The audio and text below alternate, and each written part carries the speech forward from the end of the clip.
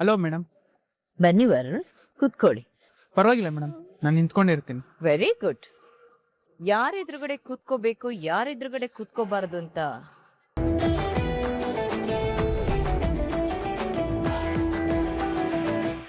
ಹಾಗೆಲ್ಲ ಏನು ಆಗ್ಬಾರ್ದು ಅಂದ್ರೆ ಅದಕ್ ನಿನ್ ದಯೆ ಇರ್ಲೇಬೇಕು.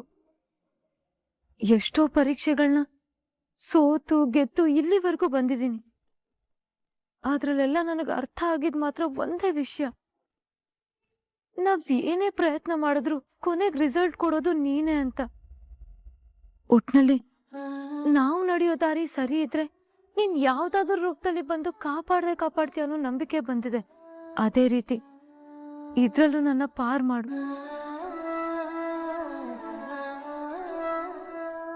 ನಾನು ಸೆರುಗೊಡ್ಡು ಬೇಡ್ಕೊಳ್ತಿದ್ದೀನಿ, ನನ್ ಗಂಡ ನನಗ್ ಸಿಗೋ ಹಾಗೆ ಮಾಡಪ್ಪ.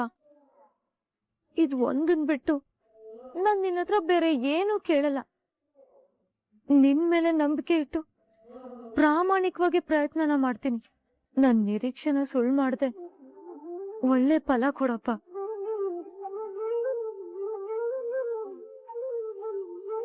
ನೋಡು, ಎಲ್ಲ ನೀನೇ ಮಾಡು ಅಂತ ಕೇಳಲ್ಲ, ಆದ್ರೆ ದಾರಿ ತಲುಪೋದಕ್ಕೆ ಅಡ್ಡ ದಾರಿನಾದ್ರೂ ತೋರ್ಸು, ಇಲ್ಲ ಅಡ್ಡ ದಾರಿಲಿ ಹೋಗ್ತಿರೋರ್ ವೀಕ್ನೆಸ್ ಆದ್ರೂ ತೋರ್ಸು.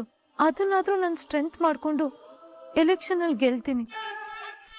ಇಲ್ಲ ಅನ್ಬೇಡ, ನನ್ ಗುರಿನ ತಲುಪೋದಕ್ಕೆ ನೀನೇ ಒಂದ್ ದಾರಿನ ತೋರ್ಸು.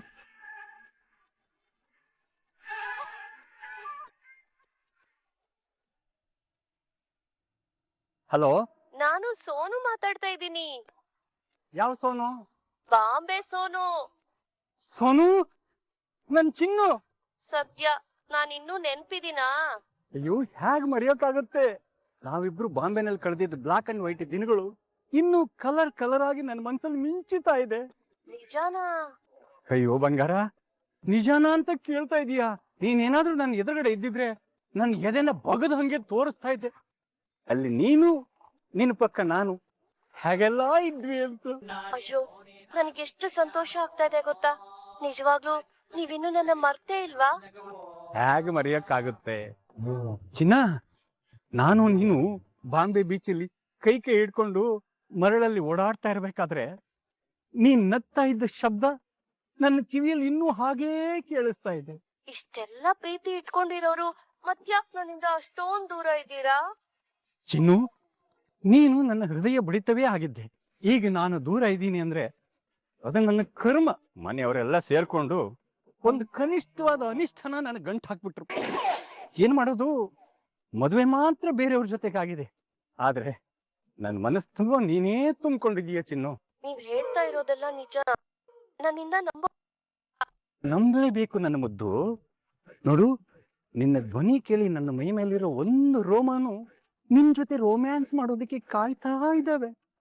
ನಿನ್ ಧ್ವನಿಗೆ ಹಿಂಗಂದ್ರೆ ಇನ್ನೇನಾದ್ರೂ ನೀನ್ ನನಗೆ ಫೋನ್ ನಲ್ಲೊಂದು ಮುತ್ತು ಕೊಟ್ರೆ, ಅಯ್ಯೋ, ಇನ್ನು ಏನೇನಾಗ್ಬೋದು ಅದನ್ನ ನೆನ್ಸ್ಕೊಂಡ್ರೆ ರೋಮಾಂಚನವಾಗ್ತಾ ಇದೆ. ಅಯ್ಯೋ, ನನಗ್ ನಾಚಿಕೆ ಆಗತ್ತಪ್ಪ. ನಾಚಿಕೆ ಗಿಚ್ಕೆ ಎಲ್ಲ ಊರಿಂದ ಆಚಿಕೆ ಅಂತ ಕೇಳಿಲ್ವಾ? ಪ್ಲೀಸ್ ಅದು ಒಂದೇ ಒಂದು ಮುತ್ತು ಕೊಡೆ ಕೊಡೆ ಪ್ಲೀಸ್. ಸರಿ, ನಾನ್ ಮೊದಲು ಕೊಡ್ತೀನಿ, ಆಮೇಲೆ ನೀನ್ ಕೊಡಾಯ್ತಾ? ಇದು ನನ್ನ ಬಾಂಬೆ ಮಿಠಾಯಿಗೆ. ಏನು, ನಾನ್ ಮಾತ್ರ ಕೊಡ್ಬೇಕಾ? ನೀನ್ ಕೊಡಲ್ವಾ? ಈ ಮುತ್ತು ಕೊಟ್ಟ ಸದ್ದು ಒಂದೇ ಸಾಕು. ನಿನ್ಗೆ ಏನು ಕಾಣಿಕೆ ಬೇಕಾದ್ರೂ ಕೊಡ್ತೀನಿ. ಕೇಳು ಬಂಗಾರ, ನಿನ್ ಏನ್ ಬೇಕು ಕೇಳು, ನಿನ್ನ ಮಾಮ ಕೊಡ್ಸೋದಕ್ಕೆ ರೆಡಿ ಇದ್ದಾನೆ, ಕೇಳು. ಅದಕ್ಕೂ ಮುಂಚೆ ನಾನು ಇನ್ನೊಂದು ಮುತ್ತು ಕೊಡ್ತೀನಿ ನಿನಗೆ.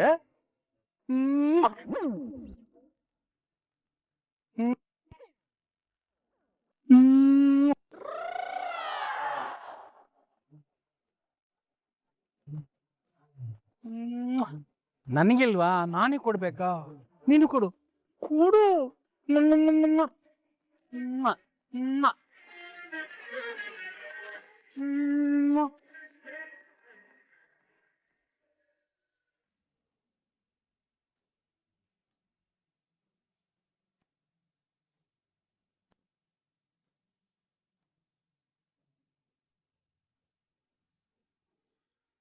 ರಾಮಾಚಾರಿ ಆ?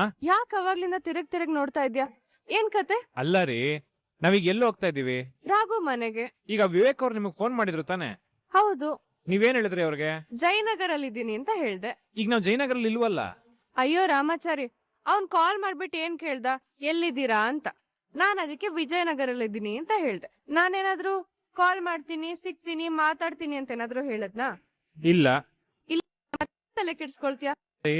ತಲೆ ಕೆಡ್ಸ್ಕೊಳ್ಳೋದಲ್ಲ, ಅವನು ಯಾಕಲ್ವಾ ಫೋನ್ ಮಾಡಿ ಪದೇ ಪದೇ ತೊಂದರೆ ಕೊಡ್ತಾನೆ ಅಂತ. ಅವ್ನ್ ಪದೇ ಪದೇ ಕಾಲ್ ಮಾಡಿ ತೊಂದ್ರೆ ಕೊಟ್ರೆ ಪದೇ ಪದೇ ಏನ್ ಹೇಳ್ಬೇಕು ಅಂತ ನನಗ್ ಚೆನ್ನಾಗ್ ಗೊತ್ತು. ನೀನ್ ತಲೆ ಕೆಡ್ಸ್ಕೊಳ್ಬೇಡ, ನಡಿ. ಸರಿ, ಹಾಗಾದ್ರೆ ನಾವಿವಾಗ ರಾಘು ಮನೆಗೆ.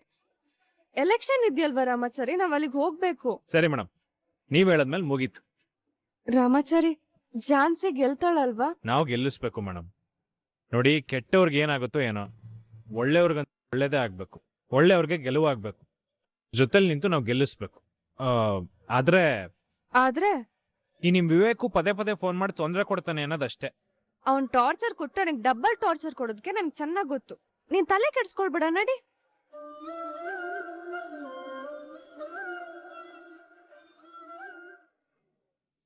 ಅಂತೂ ಇಂತೂ ಈಗ ನಾವಿಬ್ರು ನಿಮ್ ಮನೆಗೆ ಬಂದು ಸೇರ್ಕೊಂಡಾಯ್ತು.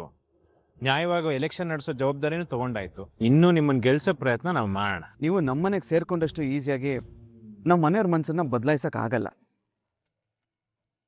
ಯಾಕಂದ್ರೆ ಈ ಮನೆ ಸೊಸೆ ಅನಿತಾ ಅವರೇ ಆಗ್ಬೇಕು ಅಂತ ನಮ್ಮ ಮನೆಯವರೆಲ್ಲರೂ ಡಿಸೈಡ್ ಆಗೋಗ್ಬಿಟ್ಟಿದ್ದಾರೆ.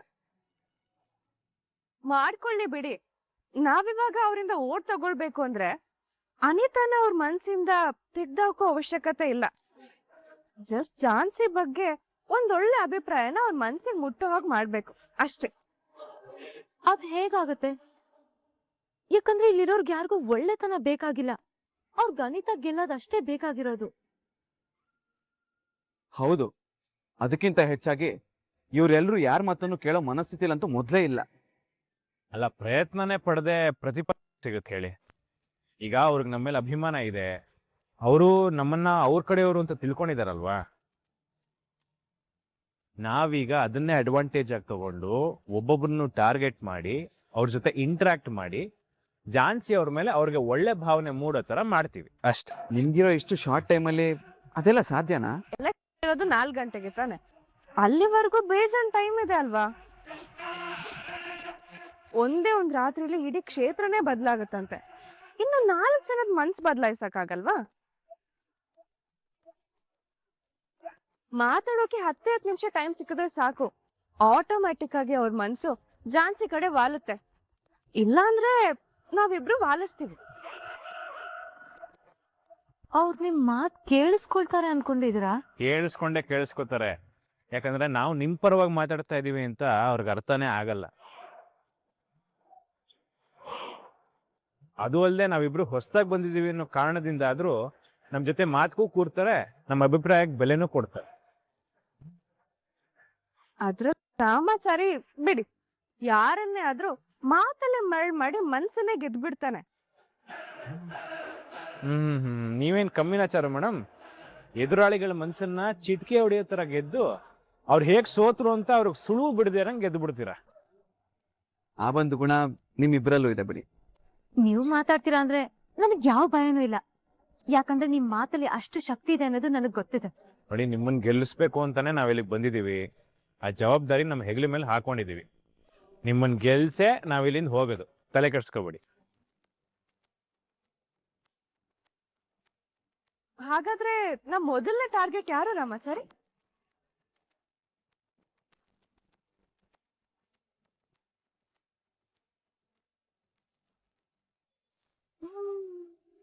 Hello madam. ಬನ್ನಿ ವರುಣ್, ಕೂತ್ಕೊಳ್ಳಿ. ಪರವಾಗಿಲ್ಲ ಮೇಡಮ್, ನಾನು ನಿಂತ್ಕೊಂಡಿರ್ತೀನಿ. Very good. ಯಾರೆದುರುಗಡೆ ಕೂತ್ಕೋಬೇಕು, ಯಾರೆದುರುಗಡೆ ಕೂತ್ಕೋಬಾರದು ಅಂತ ನಿನಗ್ ಗೊತ್ತಲ್ವಾ ವರುಣ್? ಗೊತ್ತಿದ್ದು ಯಾಕೆ ವರುಣ್ ಇಂತ ತಪ್ಪು ಮಾಡ್ತಾ ಇದೀಯ? ನಾನಾ? ನೀನ್ ತಪ್ಪು ಮಾಡಿರೋ ವಿಚಾರ ಗೊತ್ತಾಗಿ ಅದ್ರ ಬಗ್ಗೆ ಮಾತಾಡೋದಕ್ಕೆ ನಿನ್ನನ್ನ ನಾನು ಇಲ್ಲಿ ಕರ್ಸಿರೋದು. ವರುಣ್, ನೀನ್ ಯಾರು? ಮೇಡಮ್, ನೀನ್ ಯಾರು? ನಿನ್ ಕೆಲ್ಸ ಏನು ವರುಣ್? ನಾನು ನವದೀಪ್ ಸಾಬ್ PA. ಅಷ್ಟೇ ಅಲ್ವಾ? ನನಗೂ ಗೊತ್ತಾಗ್ದೆ ನವದೀಪ್ಗೂ ಹೇಳ್ದೆ ನೀನ್ GK ನ ಮೀಟ್ ಆಗಿದ್ಯಾಕೆ? ಅಲ್ಲ ಮೇಡಮ್, ಅದು ಫ್ರೆಂಡ್ಶಿಪ್ ಅಷ್ಟೇ ಮೇಡಮ್. ಬೆಳೆಸ್ಬೇಡಿ. ಆ ಫ್ರೆಂಡ್ಶಿಪ್ನ ಬೆಳೆಸ್ಲೇಬೇಡಿ. ಒಬ್ಬ PAಗೆ ಯಜಮಾನನ್ ಬಗ್ಗೆ 90% ಗೊತ್ತಿದ್ರೆ ಯಜಮಾನನ್ ಬಗ್ಗೆ ಯಜಮಾನ್ರು ಡ್ರೈವರಿಗೆ 99% ಗೊತ್ತಿರುತ್ತೆ. ನೀನು ನವದೀಪ್ ಅವ್ರಿಗೆ ಆಲ್ ಇನ್ ಒನ್. ನಿನ್ನ ಜೊತೆ ನನ್ನ PA GK ಫ್ರೆಂಡ್ಶಿಪ್ ಬೆಳೆಸ್ತಾ ಇದ್ದಾನೆ ಅಂದ್ರೆ ನವದೀಪ್ ಅವ್ರಿಗೆ ಏನ್ ಅನ್ಸ್ಬೇಡ? ಅವ್ರ ರಹಸ್ಯನ ತಿಳ್ಕೊಳ್ಳೋದಕ್ಕೆ ನಾನು GKನ ನಿನ್ ಹಿಂದೆ ಬಿಟ್ಟಿದ್ದೀನಿ ಅಂತ ಆಗಲ್ವಾ? ಅಲ್ಲ ಮೇಡಮ್, ಅದು ಅಥವಾ ನನ್ನ ಸೀಕ್ರೆಟ್ ತಿಳ್ಕೊಳ್ಳೋದಕ್ಕೆ ನವದೀಪ್ ಅವರು ನಿನ್ನನ್ನ GK ಹಿಂದೆ ಬಿಟ್ಟಿದ್ದಾರೆ ಅಂತ ನನಗೂ ಅನುಮಾನ ಬರೋದಿಲ್ವಾ? ಹಾಗಲ್ಲ ಮೇಡಮ್. ನೋಡು, ದೂರ ಇದ್ರೆ ದೂರ ಹೋಗಲ್ಲ. ನಾನು ನವದೀಪ್ ಅವರು ಬೀಗ್ರಾಗೋರು. ನಿಮ್ಮಿಂದಾಗಿ ನಮಗ್ ತೊಂದರೆ ಆಗ್ಬಾರ್ದು ಅಲ್ವಾ? ಹಾ ಮೇಡಮ್, ಅರ್ಥ ಆಯ್ತು. ನಾನು ಇನ್ಮೇಲೆ GKನ ಮೀಟ್ ಮಾಡೋಣ ಮೇಡಮ್. ಮಾಡದೇ ಇದ್ರೆ ಒಳ್ಳೇದು. ಇಲ್ಲ ಅಂದ್ರೆ ನಾನು ನವದೀಪ್ ಹತ್ರ ಮಾತಾಡ್ಬೇಕಾಗುತ್ತೆ. ಬೇಡ madam, sorry. Okay, you may leave now. Okay madam. ನಾನೇ ಲಲಿತಾ. Thanks aunty. ಆಂಟಿ, ನೀವು ಗಣಪತಿ ಅಂಕಲ್ ಅವ್ರ ಧರ್ಮಪತ್ನಿ ಅಲ್ವಾ? ಹಾ, ನಾನೇ. ಗಣಪತಿ ಅಂಕಲ್ಗೆ ನಾನು ನೆನ್ಪಿರಂಗೆ ನಿಮಗೂ ನಾನು ನೆನ್ಪಿದ್ದೀನ? ನಮ್ಮ ಮನೆಯವ್ರೇನೋ ಹೇಳಿದ್ರು, ಆದ್ರೆ ನನ್ಗೆ ನೆನ್ಪಾಗ್ತಿಲ್ಲಪ್ಪ. ನಿನ್ ನೆನ್ಪಿಲ್ದೆ ಇರ್ಬೋದು ರಮ್ಮಚಾರಿ, ಆದ್ರೆ ಕಮಲಜ್ಜಿ ನೆನ್ಪು ತುಂಬಾ ಇರುತ್ತೆ ಅಲ್ವಾ ಆಂಟಿ? ನಮ್ಮ ಮನೆಯವ್ರ ಮಾತು ಕೇಳ್ತಾ ಇದ್ರೆ ತುಂಬಾ ಪರಿಚಯ ಇದೆ ಅನ್ಸುತ್ತೆ. ಆದ್ರೂ ನನ್ಗೆ ಯಾಕೋ ನೆನ್ಪಾಗ್ತಾ ಇಲ್ಲ. ಅಯ್ಯೋ ಪರವಾಗಿಲ್ಲ ಬಿಡಿ ಆಂಟಿ, ತುಂಬಾ ವರ್ಷಗಳು ಕಳೆದೋಗಿದೆಯಲ್ಲ. ಮೋಸ್ಟ್ಲಿ ಜಾನ್ಸಿಗೆ ಇರ್ಬೋದು ಅಲ್ವಾ ಆಂಟಿ? ಅಯ್ಯಯ್ಯೋ, ನಾನೇ ಅವಳಿಗೆ ಓಟ್ ಹಾಕ್ಲಿ? ಏನಿಲ್ಲ ಆಂಟಿ, ಜಾನ್ಸಿ ನಿಮ್ನ ಹೊಗಳ್ತಾ ಇದ್ದದ ನೋಡಿ ನಮಗ್ ಹಾಗ ಅನ್ನಿಸ್ತು ಅಷ್ಟೇ.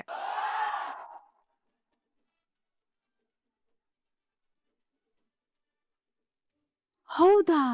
ಚಾನ್ಸಿ ನನ್ ಬಗ್ಗೆ ಹೊಗಳ್ತಾ ಇದ್ಲ? ಹಾ ಹೌದು ಆಂಟಿ. ಆಮೇಲೆ ಅವ್ರು ನಮ್ಮ ಹತ್ರ ಮಾತಾಡ್ತಾ ಇದಾರೆ ಅಂದ್ರೆ ಏನೋ ಗಿಮಿಕ್ ಮಾಡ್ತವ್ರೆ ಅಂತ ಅನ್ಕೊಬಹುದು. ಆದ್ರೆ ಅವ್ರು ನಮ್ಮ ಹತ್ರ ಅಲ್ಲ, ಪಕ್ಕದ ಮನೆಯವ್ರ ಹತ್ರ ಯಾರ ಹತ್ರನೋ ನಿಮ್ ಬಗ್ಗೆ ತುಂಬಾ ಹೊಗಳ್ತಾ ಇದ್ರು. ಏನಂತ? ನಾನೇನೋ ಮನೆ ಬಿಟ್ಟು ಹೋಗ್ಬಿಡ್ತೀನಿ, ಇಲ್ಲಿಂದ ಯಾವ ನೆನ್ಪನ್ನ ತಗೊಂಡ್ ಹೋಗ್ತೀನೋ ಇಲ್ವೋ ಗೊತ್ತಿಲ್ಲ, ಆದ್ರೆ ಲಲಿತತ್ತೆನ ಮಾತ್ರ ಜೀವನ ಪೂರ್ತಿ ಮರೆಯಲ್ಲ ಅಂತ ಹೇಳ್ತಾ ಇದ್ಲು.